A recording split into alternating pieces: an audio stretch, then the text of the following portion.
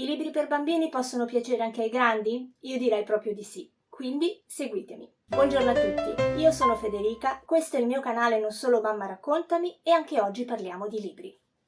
E parliamo di un libro che ho terminato di leggere con mio figlio da pochi giorni e che va di diritto a far parte della serie dei libri per bambini che leggono anche i grandi. Il libro di cui vi parlo si intitola La Grande Muraglia, viaggio in Cina con nonno Oichu ed è stato scritto da Cristina K. Legora e illustrato da Cristiano Lissoni.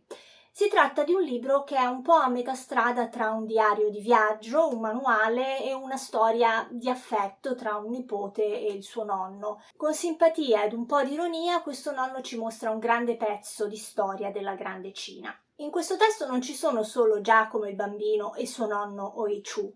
Tutti i personaggi del libro che loro incontrano diventano importanti, assumono un ruolo come narratore e raccontano pezzi importanti del passato della Cina. Giacomo è un bambino metà italiano e metà cinese, molto curioso rispetto alle sue origini e non vede l'ora di andare a visitare dal vivo la Grande Muraglia. Così, durante l'estate, intraprende un viaggio avventuroso e pieno di sorprese insieme a suo nonno Oichu, che da Hong Kong lo porta fino alla città proibita, quello che adesso rappresenta il centro di Pechino, la capitale della Cina. Il loro viaggio è costellato di incontri che insieme alla fervida memoria del nonno daranno modo a Giacomo di conoscere la storia del proprio paese di origine. Devo dire che questo testo, già appena l'ho avuto tra le mani, l'ho adorato per il formato, l'impaginazione, gli inserti apribili che vi si trovano, ognuno dei quali dà qualche informazione aggiuntiva sulla collocazione storica o geografica degli eventi raccontati. Il nonno è un grande raccontatore di storie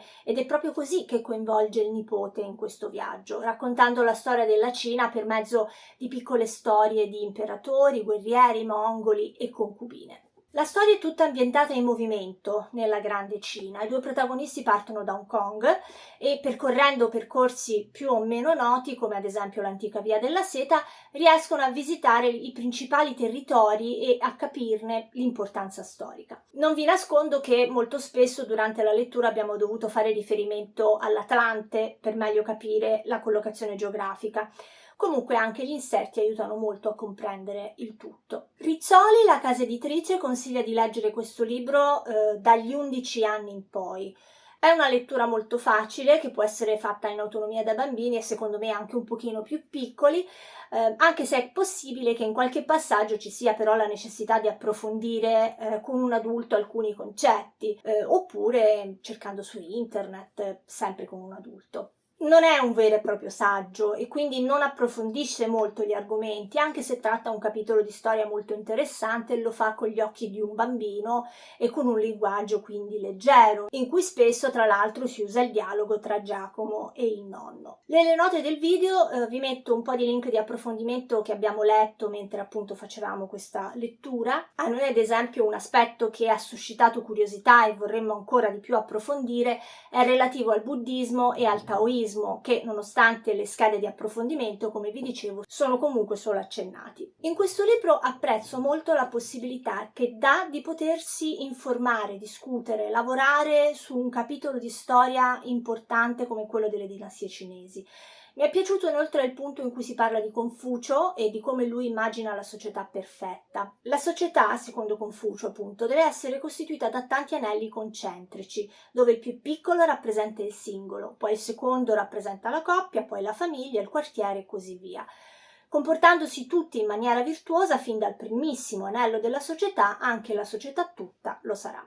Un concetto molto interessante da approfondire e da non dimenticare. La scelta dell'illustrazione di questo libro è molto originale perché mescola fotografie che riprendono scorci della Cina di oggi con le bellissime illustrazioni di Cristiano Lissoni. Mi hanno talmente colpito questi disegni che ho fatto una ricerca su internet su Cristiano e sono approdata al suo portfolio in cui mi sono persa tra le tante bellissime immagini pubblicate, quindi non mi resta che dire bravo Cristiano e vi metto il link per andare a vedere il suo lavoro. Come dicevo, l'esplorazione di questo lato di mondo non può terminare con la lettura di questo testo e sarebbe bello approfondire anche alcuni dettagli. La fine del libro comunque un pochino ci viene in aiuto, dato che c'è un appendice di approfondimento in cui vengono riepilogati tutti i periodi storici, si analizzano alcuni aspetti su Buddha, Confucio e il Taoismo. Insomma, La Grande Muraglia direi che mi è piaciuto molto, un testo interessante da leggere da soli oppure insieme ai vostri bimbi. Bene, anche per oggi è tutto, io vi ricordo solo che potete mettere un like se questo video vi è piaciuto, condividendolo con chi volete, e se vi piace il canale potete iscrivervi attivando la campanellina per ricevere la notifica di pubblicazione. Più saremo e più sarà possibile per me aggiungere sempre nuovi contenuti. Per ora vi saluto e vi do appuntamento al prossimo video. Ciao!